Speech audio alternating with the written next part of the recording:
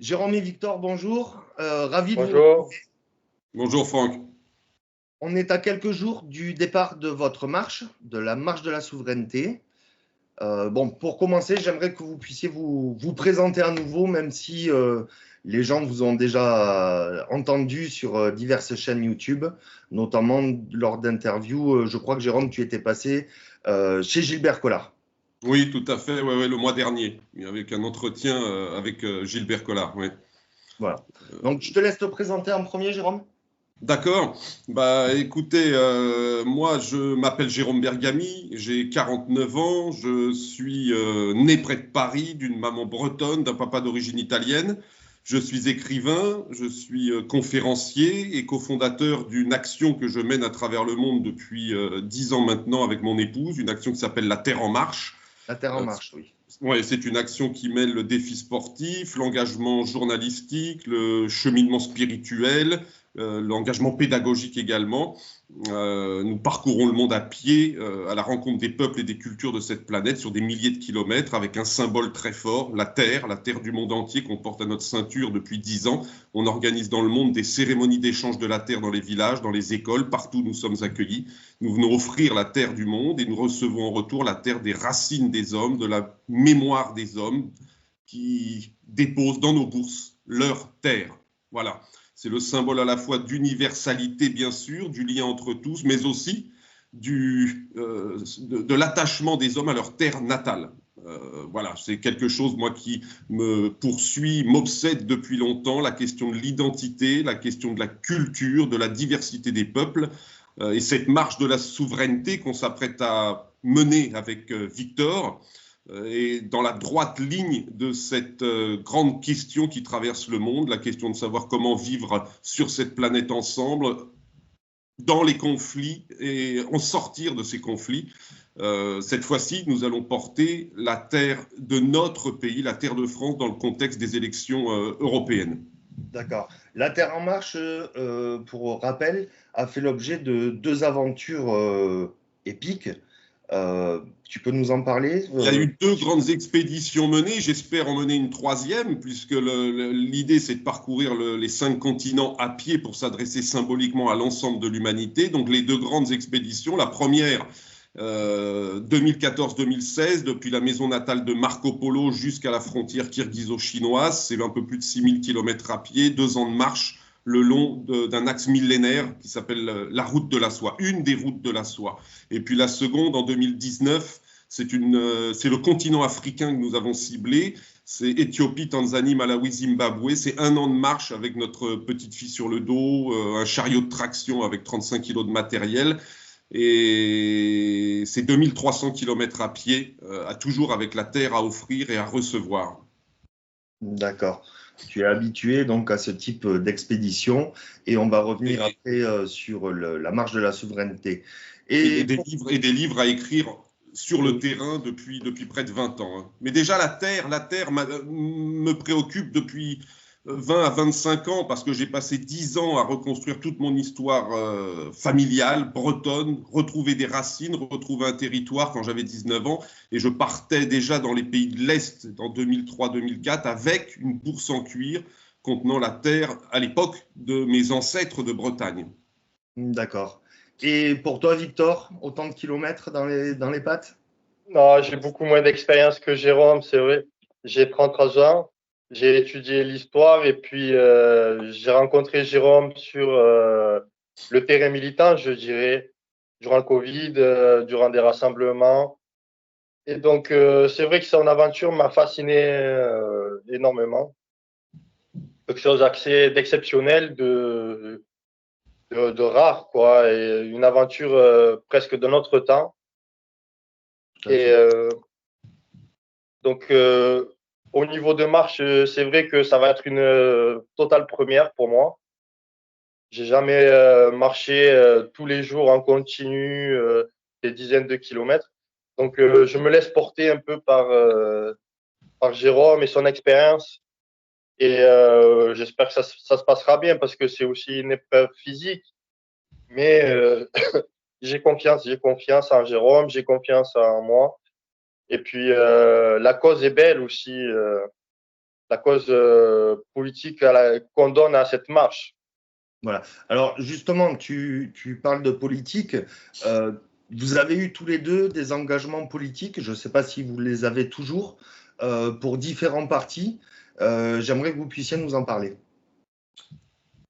Bah, je peux reprendre la parole. Donc, pour ma part, je fais de la parapolitique, on va dire, depuis 20 ans, à travers mes livres et à travers l'action que je mène avec mon épouse, parce que tout est politique. Toute action, la façon de manger, la façon de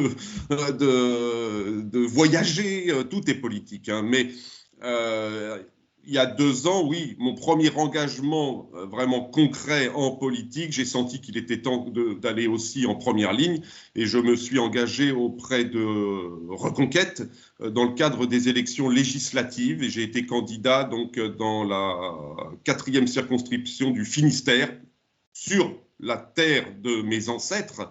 Donc en 2022, c'était un premier engagement, mais comme Victor l'a dit, on s'est rencontrés déjà en 2021 à Avignon, où nous sommes tous les deux aujourd'hui, où nous vivons tous les deux, chaque samedi, dans le cadre cette fois-ci des rassemblements des patriotes, les patriotes de Florian Philippot, et nous avons pris la parole régulièrement en place publique, voilà, pour contester la gestion de la crise sanitaire par le gouvernement. Donc voilà, ça c'est un premier engagement et ensuite très concrètement sur le terrain auprès de Reconquête.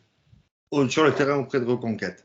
Et pour toi, Victor, donc auprès des Patriotes, je crois que tu étais référent pour le parti de Florian Philippot dans le Vaucluse, c'est ça?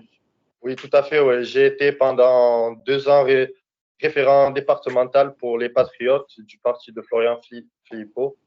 Et donc, du coup, j'ai eu une expérience sur le terrain, on va dire, en organisant un peu les militants. J'ai participé aussi à l'organisation des élections législatives. J'ai pas été moi-même candidat, mais c'est vrai que j'ai géré la campagne des candidats patriotes dans le Vaucluse. D'accord. Rappelons que le parti Les Patriotes crée organise de grandes manifestations depuis maintenant quelques années. Régulièrement. Presque 3 ans, oui, régulièrement, de grandes manifestations sont organisées, notamment à Paris, qui sont les plus grandes, qui réunissent des milliers de personnes à chaque fois. Il faut saluer le courage et la ténacité du mouvement. Hein. Tout à fait. Ouais. C'est un mouvement très ancré au niveau militant et sur le terrain. Bien sûr. Donc, on va parler de la marche de la souveraineté. Donc, cette nouvelle étape et ce nouveau défi que tu te lances, Jérôme, maintenant accompagné de Victor qui va prendre un peu de muscle dans les jambes. Et donc, quelles sont les étapes de cette marche? Alors, première chose, quel est l'objectif, quel est le message que vous voulez faire passer? Alors, écoute, cette marche de la souveraineté, notre projet, notre action, notre volonté, c'est dans le cadre donc des élections européennes à venir, de parcourir 600 km à pied depuis le Parlement de Strasbourg jusqu'à la Commission européenne à Bruxelles, en passant par la Banque centrale européenne à Francfort et le palais du gouvernement de Maastricht, en portant ce symbole qui est la terre de notre pays. Donc, du 8 mai. Ce symbole, je crois que tu as un élément symbolique des marches. Est-ce que tu l'as avec toi? Oui, on l'a. Alors, Victor l'a amené aussi. On l'a. Voilà les 2 bourses en cuir, comme des pèlerins sur la route. Exactement. Voilà les 2 bourses en cuir que vous voyez là. Ouais, voilà. Ces bourses vont contenir, car le mélange des terres de France va se faire dans quelques jours, et ce sont ces bourses-là que nous porterons à notre ceinture. L'idée, Franck, c'est d'organiser sur ces lieux emblématiques de la structuration européenne des cérémonies symboliques. Nous allons les cérémonies, nous allons déposer la terre de France sur le parvis de chaque lieu emblématique. Nous allons dire une déclaration solennelle de souveraineté sur chacun de ces lieux. Nous allons entonner l'hymne national français sur chacun de ces lieux. Pourquoi? Et par signe, en fait, c'est un signe de résistance nationale, c'est un signe de volonté d'indépendance et du droit à la continuité historique et culturelle du peuple français. La terre, c'est ce symbole. Et ce geste signifie que la France et les Français ne se soumettront pas à l'hégémonisme de l'Union européenne et à ses dérives idéologiques. C'est une marche que je veux, non pas de protestation, mais d'affirmation. La France est un pays souverain. Et nous ne voulons pas que des lois ou des instances supranationales lui dictent son destin. Le peuple français est un peuple souverain et nous ne voulons pas que des lois ou des instances supranationales lui soient supérieures. Bien sûr. Alors aujourd'hui, dans les faits, la France était un pays souverain qui ne l'est plus. Exactement. Exactement. Elle ne l'est plus. Le retour en arrière et Est-ce que vous prenez la sortie de l'Union européenne, l'un et l'autre? Victor.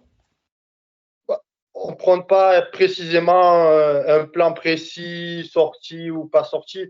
On propose plutôt un ensemble de possibilités, de solutions. C'est vrai que on peut éventuellement considérer que le Frexit soit une solution, mais aussi on peut penser que, par exemple, la reprise du pouvoir au niveau national nous permettent de nous passer, de ne pas nous soumettre à l'Union européenne et donc de ne plus obéir.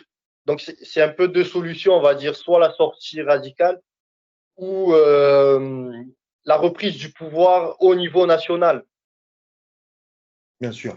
On voit dans les sondages que quand même les Français ne souhaitent pas sortir de l'Union européenne puisque les partis les plus en tête sont des partis qui souhaitent rester dans l'Union européenne tout en imposant la souveraineté française, plutôt une Europe des nations, une Europe avec des pays qui s'entendent plutôt qu'une Europe qui englobe ces pays selon sa politique à elle, puisqu'on se rend compte que les pays ne peuvent plus faire ce qu'ils veulent, hein, on le voit. On a beau avoir des députés qui votent des lois, qui créent des lois, qui veulent changer le système, de toute façon, la Coupe européenne est toujours là pour venir leur dire « c'est nous qui avons raison, les pays, vous n'êtes rien ». Mais écoute, justement, c'est pour ça que cette marche de la souveraineté, nous, on veut être les porte-voix de tous ceux qui contestent, de tous ceux qui n'acceptent plus.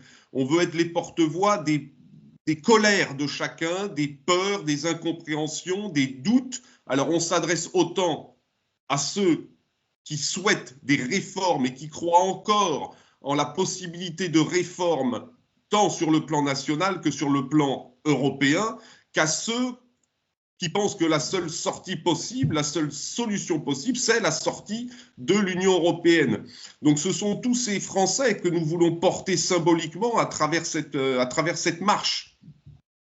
Mais je rajouterais que en fait, cette marche, c'est une histoire de symbole. C'est le symbole de se surpasser à travers la marche, de s'affirmer devant les lieux de pouvoir de l'Union européenne. Et aussi, c'est une occasion d'ouvrir le débat entre ceux, comme disait Jérôme, ceux qui proposent la réforme ou ceux qui proposent la sortie. Et donc, en fait, on veut élever le débat, réveiller le débat entre les citoyens pour essayer justement de sortir de ce cercle qui nous entraîne vers la délégation toujours plus de notre pouvoir aux mains de l'Union européenne. Il a raison, Victor, c'est la question du symbole, c'est très fort. Moi, je crois en la puissance des symboles. Aujourd'hui, on va être deux à marcher, 2, 3 à marcher. Il y a quelqu'un qui va aussi marcher avec nous, qui va nous filmer. Peut-être serez-vous rejoint par d'autres personnes Mais qui veulent se joindre si, à votre mouvement, évidemment. je pense que c'est important d'incarner physiquement les combats pour lesquels nous militons ou pour les combats en lesquels nous croyons. Voilà, c'est quelque chose qui me paraît capital, de reprendre possession par la marche de la souveraineté, de l'espace même français, de l'espace européen. De voir des gens marcher comme deux pèlerin sur la route avec la terre de son pays, effectivement, ça peut éveiller aussi certaines personnes et leur donner envie de nous rejoindre. On peut imaginer que demain, il y ait 20 personnes qui marchent, après-demain, il y en ait 150, et puis dans quelques années, des milliers de personnes arpentent les territoires d'Europe avec la terre de leur pays pour contester cet hégémonisme européen. Bien sûr.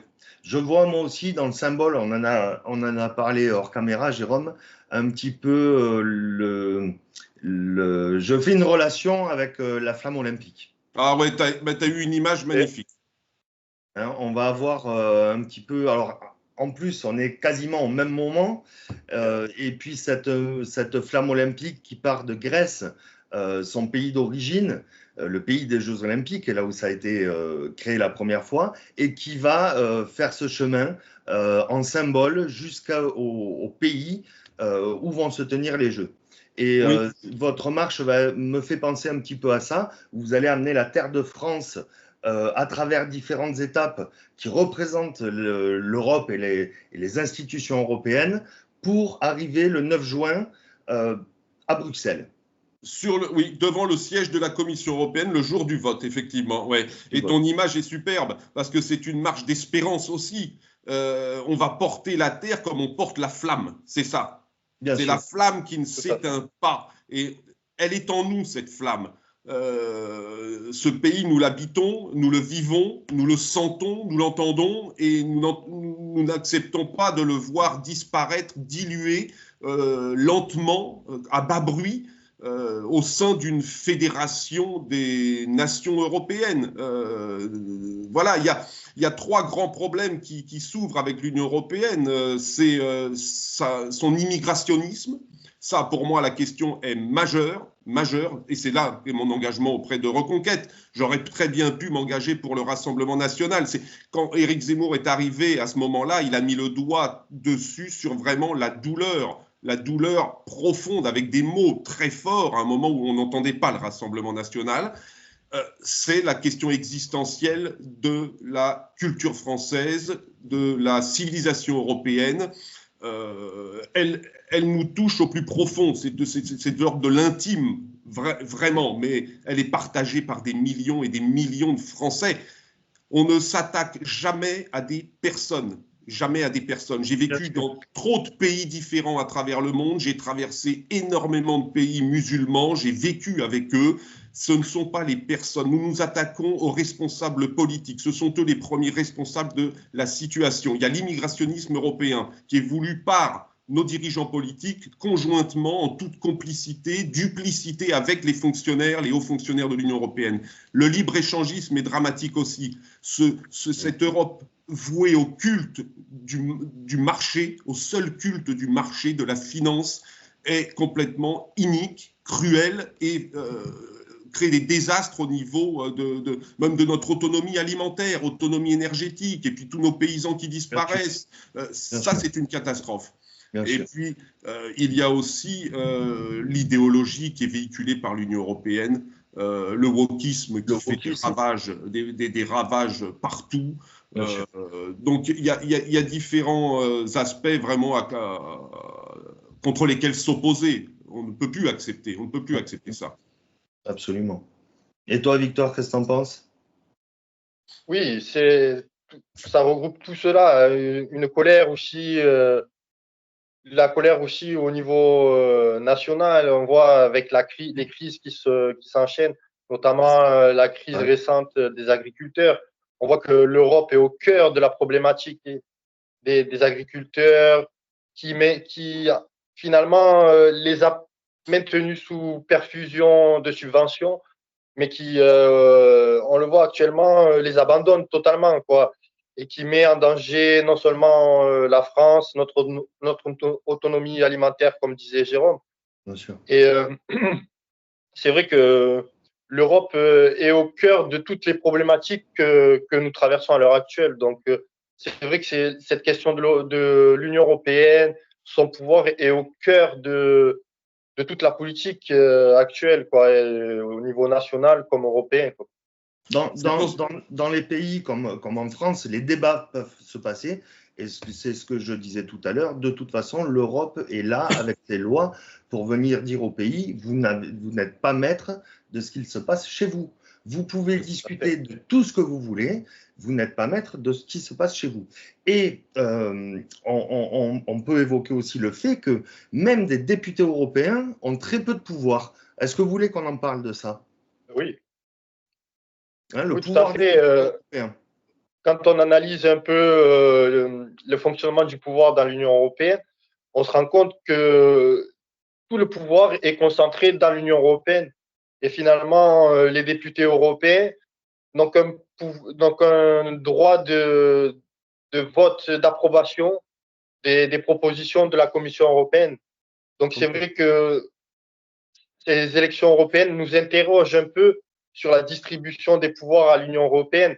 On délègue nos pouvoirs à l'Union européenne, mais finalement, les citoyens français ne savent pas vraiment comment ça fonctionne.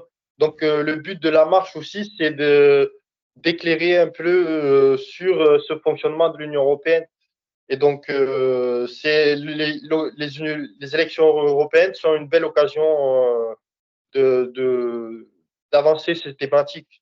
Oui, c'est une marche, c'est vrai, à la fois politique, bien sûr, parce que c'est une marche d'affirmation de souveraineté, et en même temps une marche à caractère journalistique, parce qu'il est question effectivement… Tu parles d'une marche politique et une marche qui démontre aussi, de par vos parcours, de par vos convictions qui divergent parfois, qu'une union est possible. Mais c'est-à-dire… Victor et moi, on partage bien sûr cet amour du pays, cette volonté de s'affirmer au travers de cette marche et d'affirmer la voix des Français qui n'acceptent plus cet hégémonisme européen. Mais en même temps, effectivement, moi j'ai encore peut-être la naïveté, mais de croire à une possible, déjà à une possible coalition, union des partis patriotes, des partis souverainistes, tant sur le plan national que sur le plan européen, dans l'espoir de voir les forces d'opposition pouvoir s'opposer de plus en plus et peut-être prendre même la majorité au sein du Parlement européen à l'occasion de ces élections européennes pour modifier la politique et remettre les fonctionnaires, les commissaires européens à leur place, qui ne devrait pas être celle de dirigeants de l'Union européenne. Victor, je pense qu'il n'y croit plus trop à ce jeu des partis. Non, c'est pas que je ne crois pas au jeu des partis, c'est que, comme je le disais avant, les députés européens ont très peu de pouvoir. Donc, l'essentiel des décisions et du pouvoir ne va pas se jouer sur cette élection. Après, pour aller dans ton sens, c'est que c'est vrai qu'on n'a pas tout à fait les mêmes positions, mais on peut faire un bout de chemin ensemble. On marche ensemble et pour récupérer notre souveraineté, notre pouvoir national, bien sûr, on peut être pour la sortie, pour la réforme, etc. Mais c'est un gros morceau et il faut avancer ensemble. Après, le reste, on verra par la suite. Mais quand on constate que des partis souverainistes, par exemple, il y en a 2, 3, 4 qui se présentent, ça n'a pas de sens, quoi. Il y a vraiment une union à faire et se regrouper derrière des idées cadres. Se regrouper derrière des idées cadres, c'est vraiment ça l'essentiel. Et c'est l'union qu'on espère. Je crois que des millions de Français sont désespérés de voir que les partis n'arrivent pas à s'accorder, alors qu'effectivement, ils partagent 90% de leur programme. Il y a des nuances, bien sûr, mais entre le Rassemblement national, Reconquête, Debout la France, les Patriotes de Florian Philippot, on espère tous de voir une union enfin se réaliser, parce que la solution, elle serait là, déjà au plan national. Ça se fera certainement par les militants plutôt que par les cadres. Voilà, parce que est-ce qu'on trouve que les partis se donnent réellement les moyens de gagner et de créer une union? Mais quand je prends Debout la France, alors Debout la France, c'est très peu écouté, comme l'UPR d'Asselineau. Je crois que dans les sondages, ils sont donnés pour 1%. Debout la France, je ne sais pas s'ils se présentent aux non, Européennes. ils n'ont pas de liste. Les Patriotes est donné pour 1%.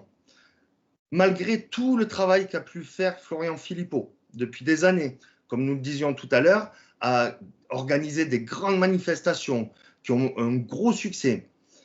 Je pense qu'il est sorti du cadre, du costume du moins, de l'homme politique pour rentrer dans le costume de lanceur d'alerte. Et on en a besoin. Attention, on en a besoin. Il consacre énormément d'énergie pour parler justement de cette Union européenne.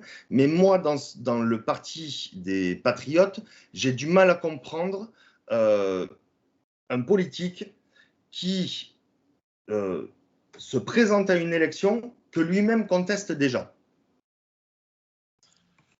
Oui. Vous voyez ce que je veux dire?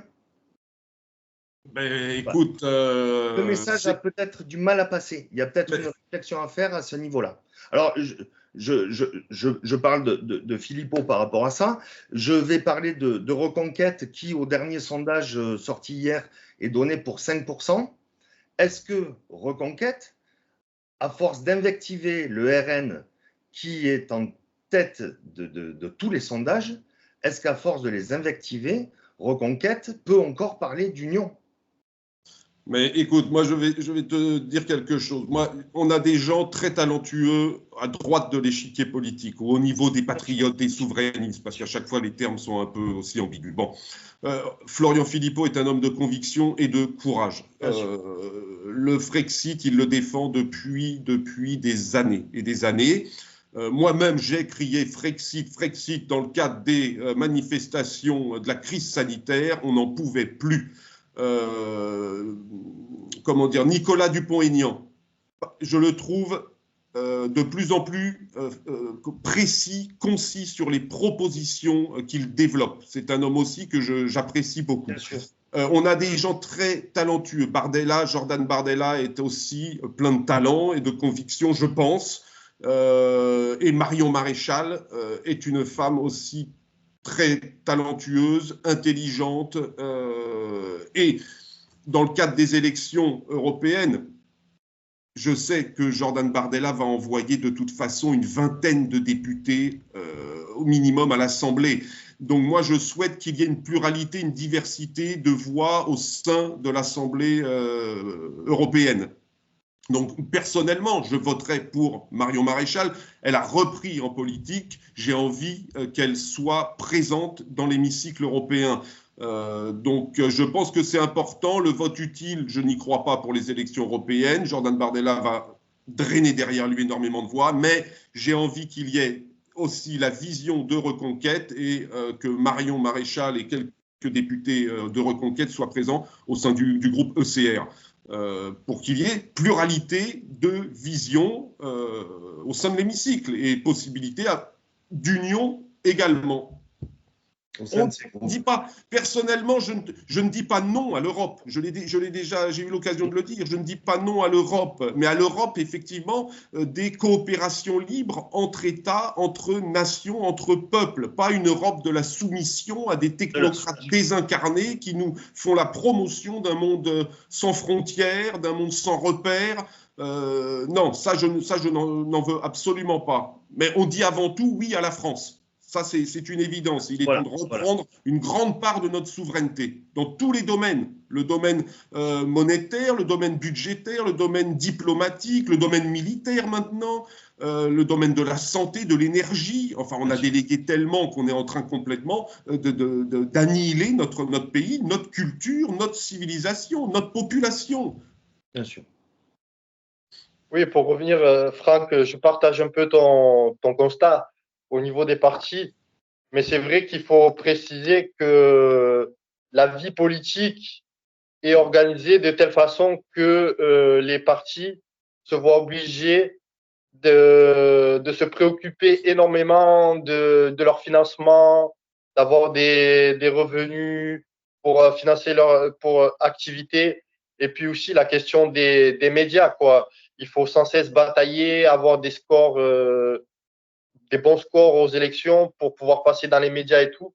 Et c'est vrai que ça induit une vie politique on voit les dérives actuelles, c'est-à-dire la recherche du mandat, de l'argent, du financement, et au détriment, ça se fait au détriment des idées, de la cause, de la prise de décision. Donc, c'est aussi la vie en politique en général qu'il faut interroger, qu'il faudrait réformer aussi. Bien sûr. Pour moi, aujourd'hui, les partis politiques sont des PME. Oui. Voilà. Ce sont des PME qui font de la publicité, qui envoient des représentants de commerce sur les marchés et qui ne sont pas forcément toujours droits dans leurs bottes quand on passe aux différents renoncements du Rassemblement national. Qui ont pu changer d'avis en fonction du contexte, etc., pour aller chercher de l'électorat. Mais est-ce que cette stratégie n'est pas la bonne, puisqu'on les donne aujourd'hui à 32% d'intention de vote Oui, voilà. aux Européens? L'abstention est énorme. Voilà. L'abstention va être énorme, je suis d'accord avec toi. C'est la vie en politique, bien sûr. Moi, j'ai la naïveté de croire encore à des hommes et des femmes de conviction. Bien sûr qu'il y a des questions d'argent qui se posent, des questions de poste, des questions de pouvoir. Mais comment faire de la politique sans penser à l'argent, au pouvoir et au poste à prendre? C'est impossible. Donc, au-delà de ces différentes problématiques liées à la politique, moi, j'espère encore, quand j'entends Nicolas Dupont-Aignan, quand j'entends Florian Philippot, Jordan Bardella, Marine Le Pen, quand j'entends Éric Zemmour, quand j'entends Marion Maréchal, je crois aux convictions, je crois à la sincérité du combat. Après, on peut être déçu, mais je me souviens d'un Géorgien qui me disait, tu sais, avant tout, fais confiance. Fais confiance. Tu peux être déçu après, mais au départ, s'il n'y a pas l'étincelle, la flamme de la confiance, il n'y aura aucune action possible. Rien. Donc, je préfère faire confiance et être déçu par la suite plutôt que de me dire que tout est plombé, miné d'avance et qu'il n'y a aucun espoir de toute façon, puisque tout le monde est pourri dans ce monde politique. Voilà. Je ne veux pas. Il n'y a pas de fatalisme pour moi. Il n'y a pas de fatalisme et les idées à défendre font partie de notre vie aussi. Donc voilà, on va rester sur ce message d'espoir. Il n'y a pas de fatalisme. Non, aucune fatalité. Et votre marche de la souveraineté va porter également ce message. Ben, ouais, on le veut avec Victor, en tout cas, effectivement, pas de fatalité, une volonté, je le redis, hein, de liberté, d'indépendance, une volonté, surtout du droit aussi à notre continuité historique et culturelle, qui est capitale. Et tu me disais donc, effectivement, pour cette marche, on peut demander aux personnes qui croient en ce qu'on fait et qui veulent nous porter plus loin, de nous aider. De nous suivre sur les réseaux sociaux. On est sur X, Twitter, sur Facebook. On a une chaîne YouTube aussi, avec déjà des vidéos explicatives de la marche. Et aussi, très important, s'ils veulent nous soutenir, c'est ça, on a une cagnotte aussi. On participe. Sûrement, Franck vous mettra le lien. Et pour nous verser une petite contribution, à nous aider aux frais, c'est vrai, parce qu'on a des frais de nourriture, de logement, d'équipement, etc. Donc voilà, si les personnes peuvent nous aider par une petite contribution aidez-nous, financière. soutenez-nous. Cette Suivez-nous. marche, c'est la vôtre. C'est ça que je dis aussi à chaque fois. Voilà, marche, c'est un échange. C'est un échange entre nous et vous qui partagez nos idées. Bien sûr, toutes les colères que l'on entend, moi, quand je rencontre du monde, tout le monde, mais c'est unanime, tout le monde dit que tous nos maux sont dus à l'Union européenne, à son mode de fonctionnement, à son idéologie, et vous êtes là pour aller porter les colères des Français, puisque de toute façon, c'est ce qui nous intéresse, hein. Ce sont les colères des Français. Les Italiens ont les leurs, les Polonais ont les leurs, les Néerlandais ont les leurs. Vous allez porter les colères des Français. Oui, absolument. Donc, évidemment, on demande à nos auditeurs de vous soutenir. Il n'y a pas de petits gestes. Chaque don sera utilisé déjà en eau pour la marche. Et vous avez besoin, voilà, pour tout ce qui est les frais inhérents à ce type d'aventure. Ouais. Absolument, absolument. Voilà. Donc, le départ est prévu le 8 mai, c'est dans quelques jours. Est-ce que vous êtes prêts ? On est prêt, dans notre tête, on est prêt depuis longtemps dans notre tête d'ailleurs de porter cette terre. On arrive aujourd'hui à le faire. Moi à 49 ans, Victor a 33 ans, mais on est prêt depuis des années parce qu'on a vu la longue dérive de notre société. Donc on est prêt, oui, on est prêt bien sûr. Après, comment on sera accueilli sur le parvis de chaque lieu emblématique, ça, on ne sait pas encore pour organiser ces cérémonies.